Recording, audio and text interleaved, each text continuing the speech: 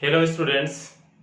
आज हम पढ़ने वाले हैं विमाओं के बारे में। और विमा बहुत ही इंपॉर्टेंट टॉपिक है। विमाओं के बिना फिजिक्स अधूरी है, ऐसे हम बोल सकते हैं।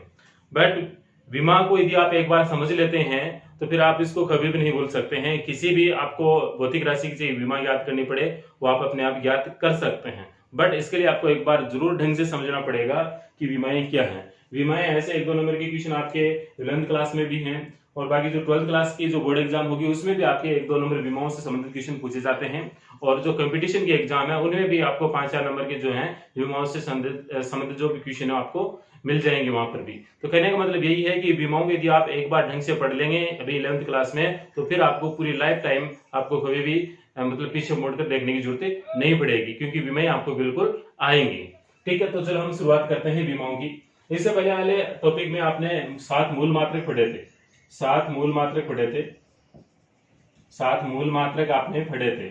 उनमें आपने देखा था कि एक द्रव्यमान है, लंबाई है, लंबाई और एक समय।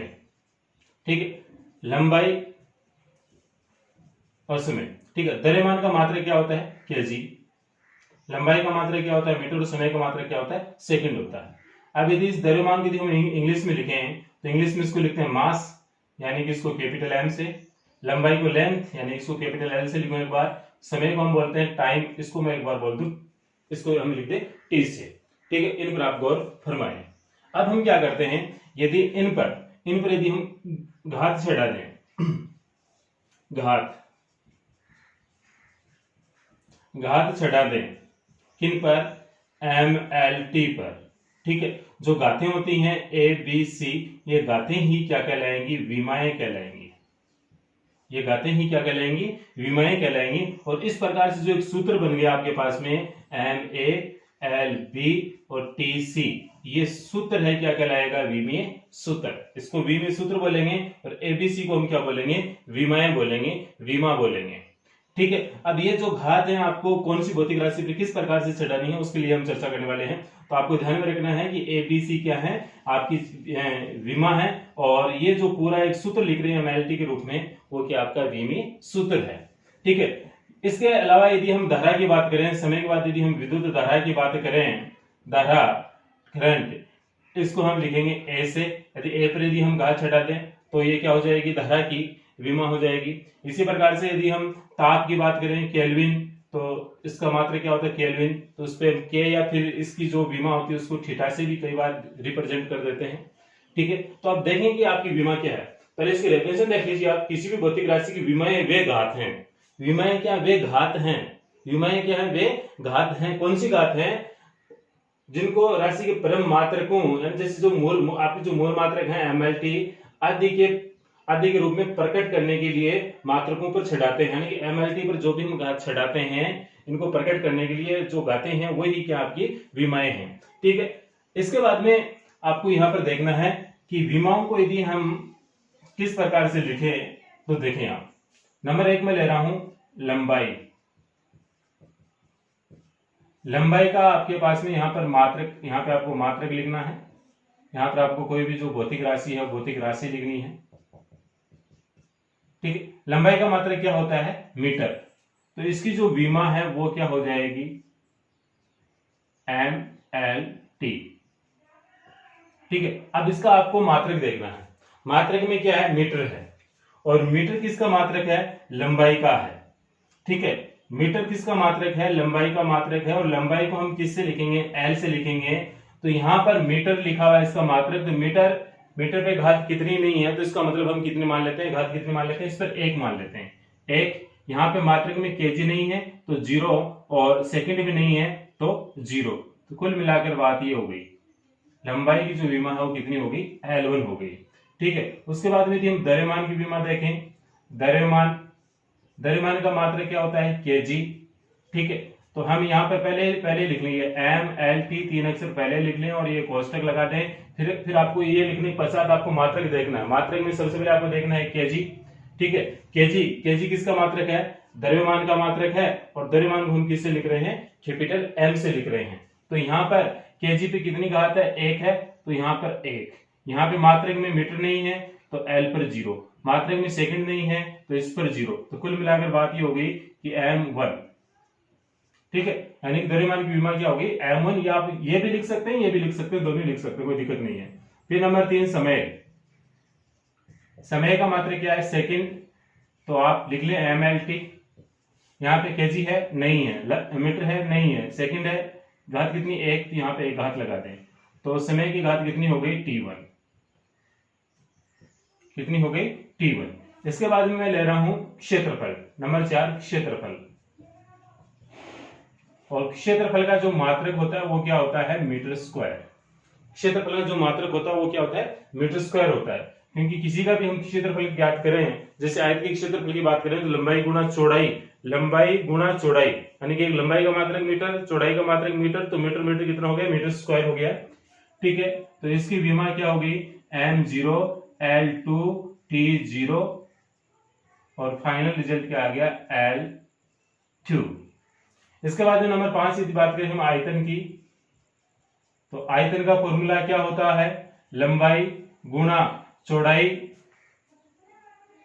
लंबाई गुणा चौड़ाई गुणा ऊंचाई, ठीक है, या फिर लंबाई गुणा लंबाई गुणा लंबाई, यानी कि 3 बार लंबाई लंबाई। तो इस लंबाई का मात्रक मीटर, इसका चौड़ाई का मात्रक मीटर, ऊंचाई का मात्रक मीटर, तो यहाँ पर सब पर घात कितनी है 1 1 है, ठीक है। आधार समान है तो घातें क्या हो जाती हैं जुड़ जाती हैं 1 + 1, तो कितना हो गया m की घात 3, यानी कि आयतन का जो मात्रक है वो कितना है मीटर क्यूब है।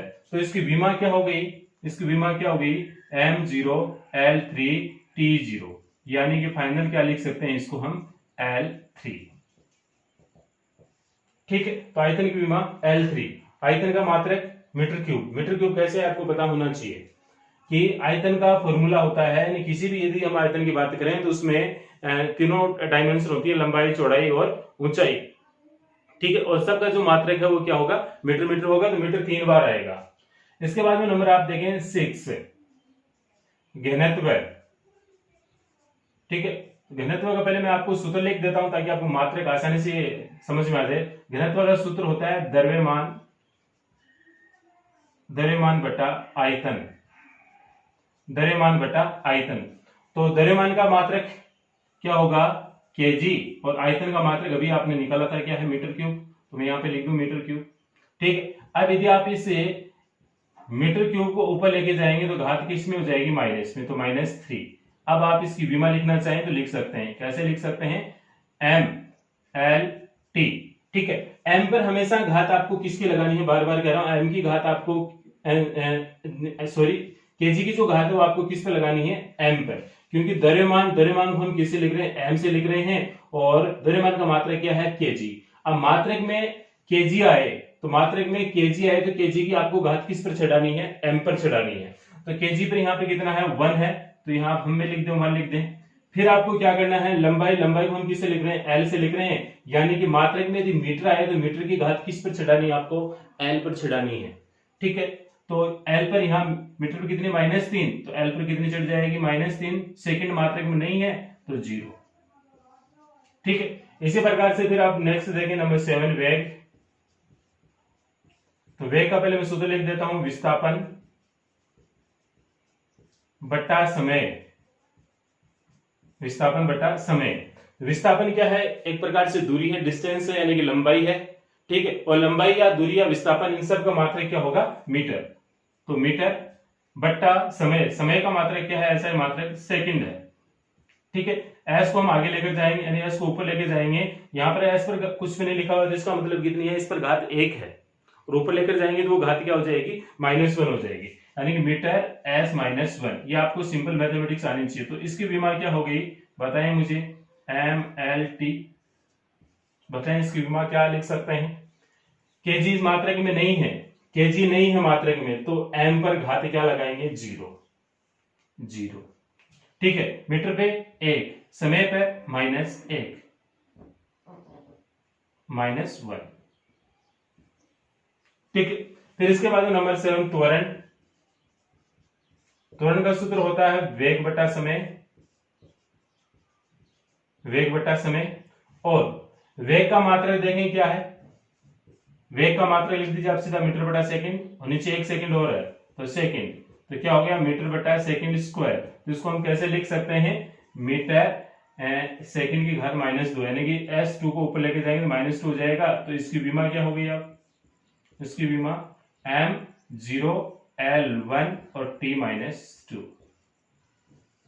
ठीक है, फिर इसके बाद नंबर 8 आप लिख लीजिए बल। बल का सूत्र होता है द्रव्यमान गुणा त्वरण। ठीक है, तो द्रव्यमान का मात्रक क्या हो जाएगा, kg गुणा त्वरण। तो त्वरण का मात्रक ये रहा मीटर प्रति सेकंड स्क्वायर, तो मीटर प्रति सेकंड स्क्वायर, प्रति को ऊपर लेके जा रहा हूं, -2 भी लिख सकते हैं आप। विमा mLt, बताएं इसकी विमा क्या हो जाएगी, केजी पर घात कितनी है 1, तो यहां पे आप क्या लिखाओगे 1। अब आप सोचिए जरा L और T की घात कितनी होगी, आप सोचो। ठीक है, L यानी मीटर, तो मीटर पर 1 है, तो L पर 1। S यानी कि S की घात, S यानी सेकंड की घात किस पे चढ़ाएंगे, T पर। ठीक है, तो कितनी है -2, तो -2। तो इस प्रकार से आप ये विमाएं लिख सकते हैं। ठीक है, अब आपको एक आइडिया हुआ होगा कि ये विमाएं हम किस प्रकार से लिखते हैं। तो इसके लिए आपको पहले क्या चीज होनी चाहिए, पहले आपको एक चीज याद होनी चाहिए कि मात्रक क्या है, और मात्रक याद नहीं तो आपको सूत्र याद होना चाहिए। किसी भी भौतिक राशि का यदि आपके पास में सूत्र है या आपको फिर सूत्र याद है, तो सूत्र की सहायता से हम क्या कर लेंगे, मात्रक लिख लेंगे, और मात्रक को देखकर हम क्या लिख सकते हैं, विमा लिख सकते हैं। ठीक है, तो सबसे जो मेन चीज है जरूरी वो क्या है, सूत्र याद होना। ठीक है, सूत्र याद है तो सूत्र में कौन क्या किस प्रकार से उसको हम मात्रक लिखेंगे, और मात्रक से फिर हम उसकी क्या लिख सकते हैं, विमा लिख सकते हैं। ठीक है, चलो हम और कर लेते हैं, 1-2 एग्जांपल और कर लेते हैं, फिर इसके बाद में हम बात करें कार्य की। ठीक है, तो कार्य बराबर क्या होता है, कार्य बराबर बल गुणा विस्थापन। कार्य W यानी Fs। ठीक है, कार्य बराबर बल गुणा विस्थापन। तो कार्य का मात्रक, तो पहले बल का मात्रक लिखें। तो बल का मात्रक क्या आपके पास में, kg मीटर सेकंड की घात -2 था, गुणा विस्थापन का मात्रक क्या होता है, मीटर। तो फाइनल मात्रक क्या हो गया, मीटर और मीटर 2 मीटर है, तो क्या हो गया मीटर स्क्वायर सेकंड की घात -2। अब इसके आप विमा लिख सकते हैं। विमा किस प्रकार से लिख सकते हैं, आपको पहले m लिखना है, L लिखना है, T लिखना है, और इन पर क्या लगानी है, आपको घात लगानी है। kg की घात किस पे लगानी है, आपको m पर, तो कितनी है, kg पर 1 है, तो 1। m की घात किस पे लगानी है, L पे, कितनी है 2 है। ठीक है, S की घात किस पे लगानी है, T पे, कितनी है -2, तो यहां पर आप लिख सकते हैं -2। ठीक है, फिर यदि हम नंबर 10 बात करें शक्ति की, शक्ति का सूत्र होता है कार्य बटा समय। शक्ति का सूत्र क्या होता है, कार्य बटा समय। ठीक है, यानी कि P = W/T। तो कार्य की अब मात्रक पता होना चाहिए आपको। तो कार्य का मात्रक ये रहा, क्या है, kg मीटर स्क्वायर सेकंड की घात -2 बटा समय का मात्रक क्या है, सेकंड। अब यहाँ पर सेकंड है, इसको यदि हम ऊपर लेकर जाएंगे तो इस प्रकार से हो जाएगा, ये देखें आप, kg मीटर स्क्वायर सेकंड की घात -2 है पहले से, और इस s को ऊपर लेकर जाएंगे, इस पे घात 1 है, वो घात किसकी हो जाएगी, -1 हो जाएगी। ठीक है, तो घात -1। अब यहां पर आप देखें -1, s आधार समान है तो घातें जुड़ जाएंगी, -2 और -1, तो क्या हो जाएगा, kg मीटर स्क्वायर सेकंड की घात -3, -2 और -1 -3। ठीक है, तो इसकी विमा क्या हो जाएगी, विमा में आपने m लिखा, L लिखा और T लिखा। kg पे घात 1 तो m पर घात 1 छड़ानी है, मीटर पे घात 2 तो L पे घात 2 छड़ानी है, और सेकंड पे घात -3 तो सेकंड वाले किस पे चढ़ाते हैं, T पर टाइम। ठीक है, और बड़ा कोष्टक। ठीक है, तो इस प्रकार से ये किसकी होगी, शक्ति की विमा होगी, पावर की। ठीक है, कार्य की विमा वही होगी, ऊर्जा की विमा वही होगी जो कार्य की होगी। ठीक है, और यहाँ पर एक बात और कर लेते हैं, कार्य का जो मात्रक होता है, ऐसा ही मात्रक, उसको क्या लिखते हैं हम, जूल लिखते हैं। जूल होता है, और ये जूल किसके बराबर होता है, जूल इस फॉर्मेट में होता है। वैसे यदि हम बल की बात करें तो बल का मात्रक क्या होता है, न्यूटन होता है। क्या होता है, न्यूटन।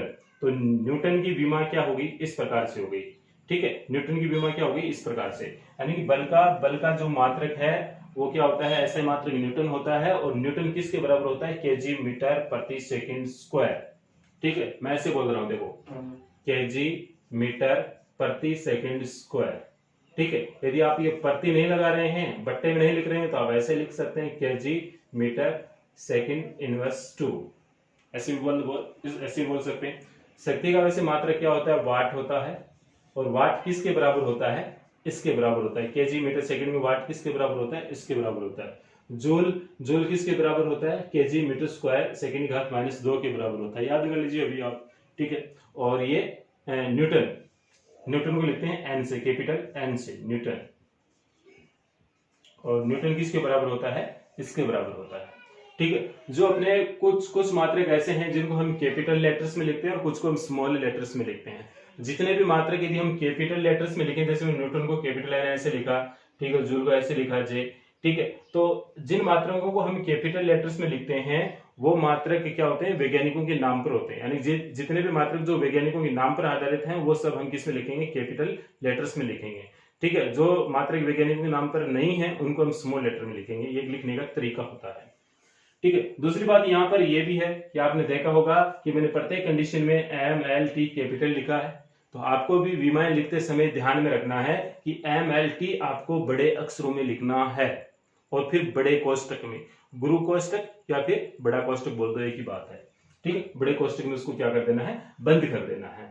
ठीक है, तो मैं उम्मीद करता हूं कि आपको ये इतनी सारी विमाएं आपको समझ में आई होंगी, याद नहीं हुआ, आपके याद नहीं होगा, बट आपको समझ में आई है कि हम कैसे विमाएं लिखते हैं।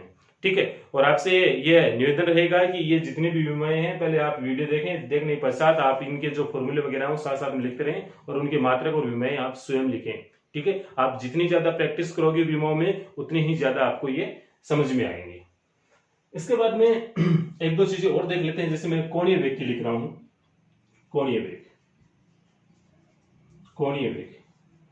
वेग का सूत्र होता है थीटा अपॉन टी, कोणीय विस्थापन बटा समय, कोणीय विस्थापन बटा समय। ठीक है, तो कोणीय विस्थापन का जो मात्रक होता है वो क्या होता है, रेडियन, यानी कोण किस में मापते हैं, रेडियन में मापते हैं, और समय का मात्रक क्या होता है, सेकंड, तो रेडियन बटा सेकंड। तो इसकी विमा क्या हो गई, m0 l0 t-1। क्यों, क्योंकि रेडियन की कोई भी विमा नहीं होती, रेडियन की विमा नहीं होती। जैसे कि आपके पास में पाई है, 2 पाई है, 10 है, 20 है, जितनी भी संख्याएं होती है उनका कोई मात्रक नहीं होता। ठीक है, पाई इनका मात्रक तो, बट इनकी क्या नहीं होती, विमा नहीं होती। ठीक है, तो आपको ये ध्यान में रखना है कि रेडियन की कोई विमा नहीं होती है। ठीक है, इसलिए यहाँ पे केजी नहीं है, मीटर नहीं है, तो 0 सेकंड है, वो भी क्या नीचे है, इसको ऊपर लेके जाएंगे तो s की घात क्या हो जाएगी, -1, इसलिए आपको निकाल क्या लिख दिया, t1 लिख दिया। ठीक है, कुछ फॉर्मूले ऐसे भी आते हैं जैसे कि दोनों में ऊपर नीचे दोनों कट जाएंगे, मात्रक कुछ नहीं होगा, मात्रक क्या आएगा उनका, कुछ नहीं होगा, मात्रकहीन राशियां होंगी। जो मात्रकहीन राशियां हैं उनकी भी विमा नहीं होगी, वो भी विमाहीन राशि भी होंगी। यानी जितनी भी भौतिक राशियां जो मात्रकहीन है वो सब क्या होंगी, विमाहीन होंगी। ठीक है, और एक चीज आपने यहाँ पर आप ये सोच रहे होंगे विमा का मतलब MLT ही है, विमा का मतलब MLT नहीं है। ठीक है, जो आपके साथ मूल मात्रक होते हैं वो भी आ सकते हैं। यहाँ पर हम ओनली मैकेनिक्स की बात कर रहे थे, मैकेनिक्स में ज्यादातर MLT ही काम में आते हैं। यदि आप इलेक्ट्रोस्टैटिक्स की बात करें तो वहां पर आपका इलेक्ट्रिक फील्ड आएगा, चार्ज आएगा, ठीक है, पोटेंशियल आएगा, यानी विभव आएगा, तब उसकी विमा MLT से कुछ अलग हो जाएगी, एम्पियर में भी आएगी। जैसे कि हम बात करें विद्युत धारा, तो विद्युत धारा का मात्रक क्या होता है, एम्पियर होता है, एम्पियर। ठीक है, तो इसकी विमा है वो क्या हो जाएगी, m0 l0 t0 ampere 1 A1, यानी कि शॉर्टकट में लिख सकते हैं हम A1। ठीक है, इस प्रकार से। तो मैं उम्मीद करता हूं कि आपको ये विमाएं शायद अच्छे से समझ में आई होंगी।